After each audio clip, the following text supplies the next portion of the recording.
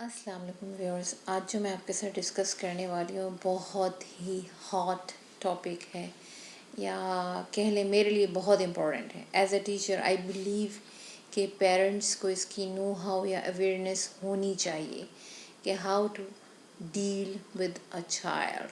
Parenting is not a easy job, it's not a bed of roses. ये बहुत मुश्किल काम है और इसके लिए आपकी बहुत ज़्यादा एफ़र्ट्स रिक्वायर्ड हैं। सिर्फ हमें बर्थ दे देना डजेंट काउंट कि आप पेरेंट बन गए हैं तो आप like you can do anything according to your knowledge और according to your experience. No. अब देखिए, आजकल जैसे मैं देखती हूँ मोस्टली पेरेंट्स को, एज अ टीचर मैंने बहुत से लोगों को डील किया है, काउंसलिंग की है बहुत से पेरेंट्स से। तो वहाँ से जो मुझे लाइक नो हाउ हुई है या रिपोर्टिंग हुई है उसके अकॉर्डिंग, स्मैकिंग जो है या हिटिंग अ चाइल्ड बहुत कॉमन है पेरेंट्स में। इवन एजुकेटेड पेरेंट्स में भी बहुत कॉमन है और दे बिलीव कि सम हाउ ये एक्सेप्टेबल बिहेवियर है और इससे बच्चे शायद चेंज हो जाएंगे। लेकिन आई एम सॉरी टू से it's not a true fact. और इवन सम पेरेंट्स को मैंने देखा है कि बहुत ही फ्री हैंड दे देते हैं बच्चों को, बिल्कुल ही टच नहीं करते हैं या बिल्कुल ही स्कॉल्डिंग नहीं करते हैं या उनको पॉजिटिव बिहेवियर की तरफ उनको इनक्रेज भी नहीं करते हैं। तो वो भी यानी बोथ साइड्स आर लाइक हम उसको बैलेंस नहीं करते, तो वो भी ठीक नहीं है। आई मीन मैं ये भी नहीं कह सकती कि आप बच्चे को बिल्कुल फ्री हैंड दे दें और you don't have to ask him whatever he is like acting और परफॉर्मिंग। तो ये तो आप रिस्पॉन्सिबल हैं उसके एक्शंस के। You have to be like take care of each and everything जो भी उनसे फिज़िकली, मेंटली और प्रैक्टिकली जो भी बच्चा कर रहा है उसके आप रिस्पॉन्सिबल हैं। लेकिन आजकल मैंने देखा है कि अगर हम पुराने ज़माने में जाएं तो लाइक अपने ग्रैंड पेरेंट्स की मैं बात करूंगी कि उस टाइम पे ये फिज़िकल मेंटल प्रॉब्लम कम थे बच्चों में। दे वर नॉट सफरिंग और they were not having such behaviour issues. आजकल तो सफरिंग तो है ही, इसके अलावा जगह जगह सेंटर बन गए हैं। इतनी ज़्यादा इनकी तादाद हो गई कि अब सेंटर बन गए हैं, ऑर्गेनाइज सेंटर बन गए। तो उसकी रीज़न क्या है? अगर हम पहले, मैं जैसे आपको जिक्र कर रही हूँ कि हम ग्रैंड पेरेंट्स में जाएं तो वहाँ लाइक बहुत ज़्यादा एडवांस टेक्नोलॉजी भी नहीं थी, ये गैजेट्स भी नहीं थे। लेकिन हम लोग एक ऐसे माहौल में ग्रो होते थे जहाँ हम सिर्फ पेरेंट्स से ही लाइक लर्निंग नहीं ले रहे होते थे, हम पूरे एटमॉस्फेयर से या पूरे एक इन्वायरमेंट से हमारा लर्निंग प्रोसेस चल रहा होता था। उसमें सब शामिल थे, पेरेंट्स, ग्रैंड पेरेंट्स, उसके अलावा जो दूसरे ब्लड रिलेशंस हो गए, आपके नेबर्स हो गए, इवन सब ही इन्वॉल्व होते थे। तो उस चीज़ में बच्चा एक बहुत ही प्रॉपर, जिसको कहते हैं कि हर तरह से फिज़िकली मेंटली ग्रो होता था। और बहुत कम होता था कि हम लाइक हमें 1 in million कह लें या चले 1 in thousands कह लें कि कोई बच्चा बिहेवियर का इशू लेकर आता था या किसी के साथ होता था। Otherwise it wasn't common.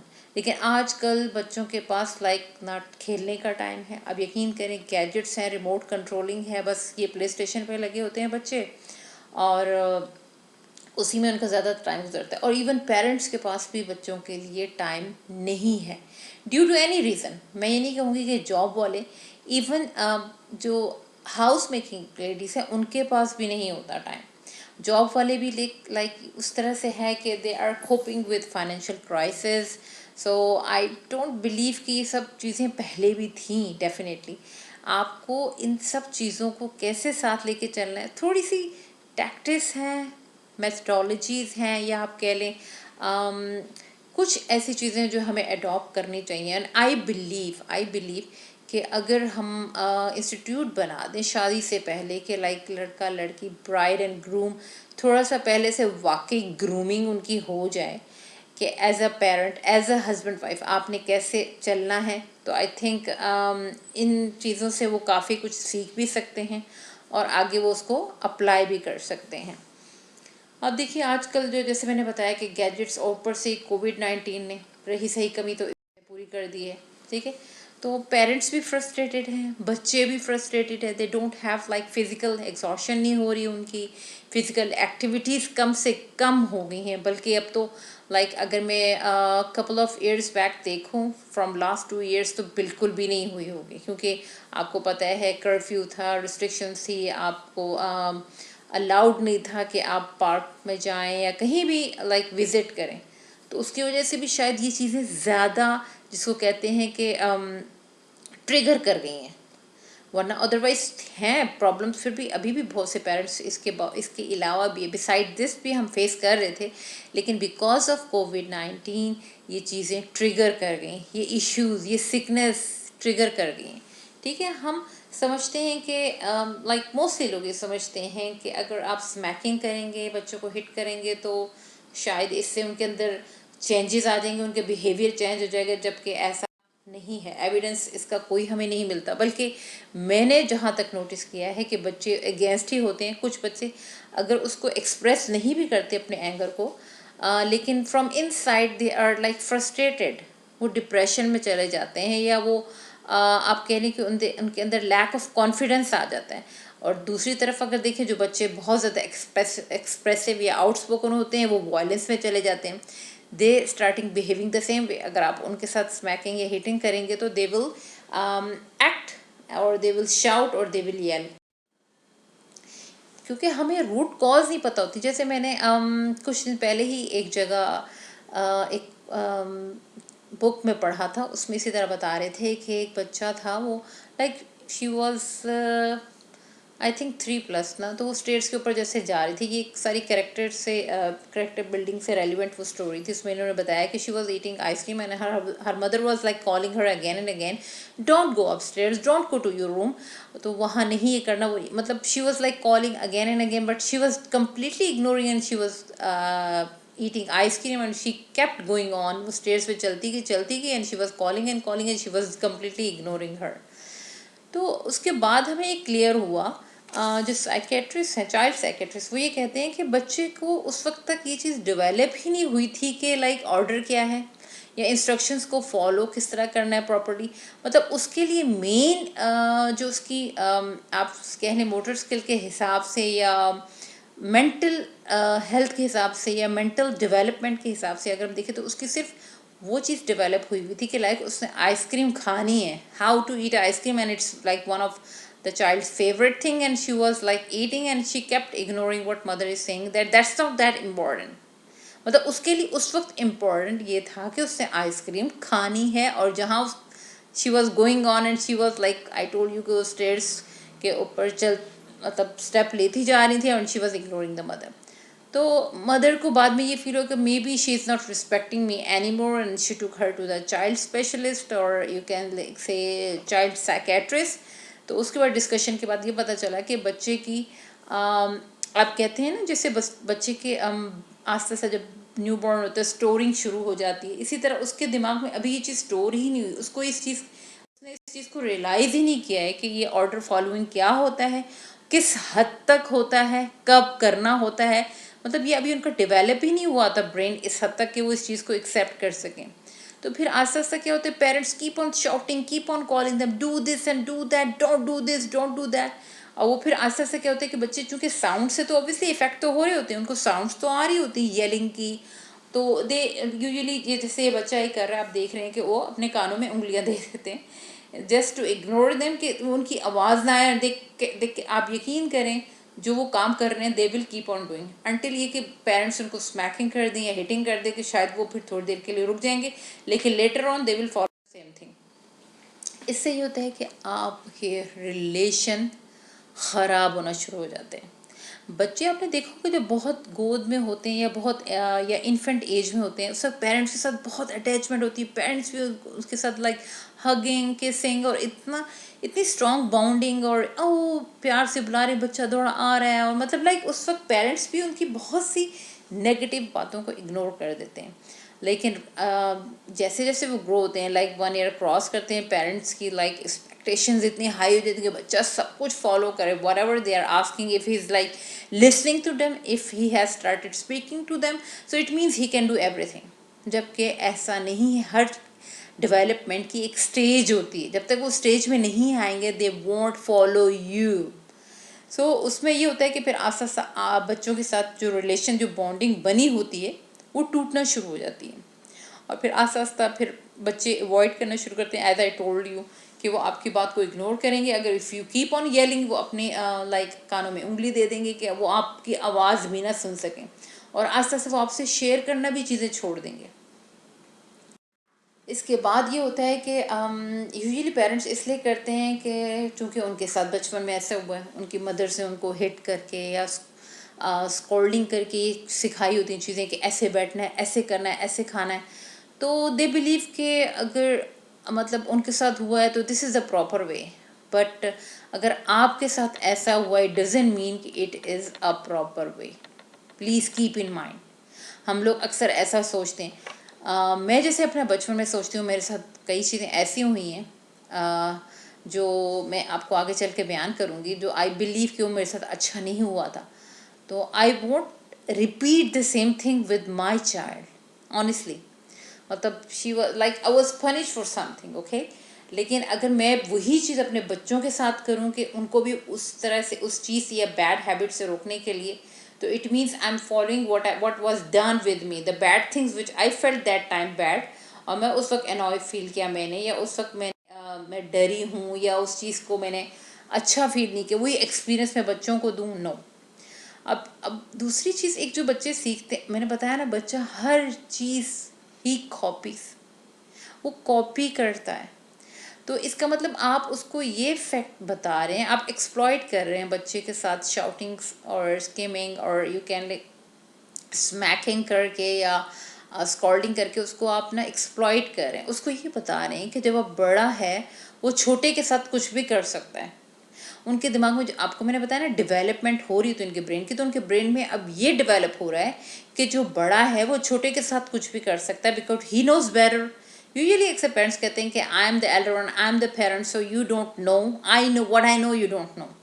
तो वो ये कॉन्सेप्ट भी हम बच्चों को दे रहे होते हैं, तो इस मीन हम इस कॉन्सेप्ट को एक्सप्लॉइट कर रहे होते हैं। और यूजुअली ये चीज़ होती हमने देखी है कि वही बहन भाई अपने से छोटे या अपने से यंगर बहन भाइयों के साथ वही बिहेवियर करते हैं, वही सेम पैटर्न फॉलो करते हैं, वही कि अगर उनकी बात को उनका छोटा भाई बहन भाई फॉलो नहीं कर रहा तो वो येलिंग करेंगे, स्मैकिंग करेंगे, या फिर इस हद तक बाज़-औक़ात बहुत बुरी तरह हर्ट भी कर देते हैं। हालांकि हम एज अ पेरेंट्स शायद इतनी बुरी तरह हर्ट ना करते हो, लेकिन वो चूँकि they are too young to understand कि एज फार एज के किस हद तक उनकी पनिशमेंट होनी चाहिए, किस हद तक आप उनको टच कर सकते हो, या किस हद तक आप उनको येल कर सकते हो।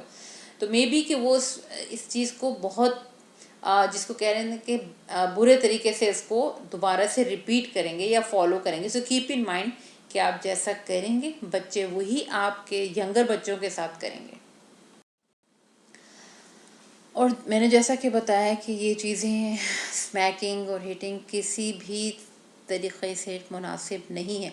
इससे आहिस्ता आहिस्ता एक तो ये कि आपकी बॉन्डिंग ख़त्म होना शुरू हो जाती है, उसके बाद एक वक्त ऐसा आता है कि आपका कंट्रोल ही ख़त्म हो जाता है। बच्चा इस चीज़ को फिर मैटर ही उसके लिए नहीं करता कि अगर आप उसको हिट करते हैं, उसे पता है मैं जो भी करूँगा थोड़ी सी मार ही पड़नी है ना, कोई बात नहीं। तो ये एक बिहेवियर भी बच्चों में, ये भी मैंने देखा है, आप यकीन करें कि बच्चों में आस्ते आस्ते डेवलप हो जाता है, and they get use two of it कि कोई बात नहीं, हम काम तो कर लेंगे ना, हम खुश तो हो गए थोड़ी देर के लिए, कोई भी गलत काम कर लिया, कुछ भी लाइक घर को डर्टी ही कर दिया, मेसी ही कर दिया फॉर एग्जांपल, तो कोई बात नहीं, काम तो मतलब हमने कर लिया, हमने खेल लिया, कूद लिया, हमने किसी को हर्ट कर दिया। लेकिन अब ये होगा, ज़्यादा से ज़्यादा क्या होगा कि पेरेंट्स हमें डांटेंगे, या ज़्यादा से ज़्यादा क्या होगा, हमें हिट करेंगे, उसके बाद सब कुछ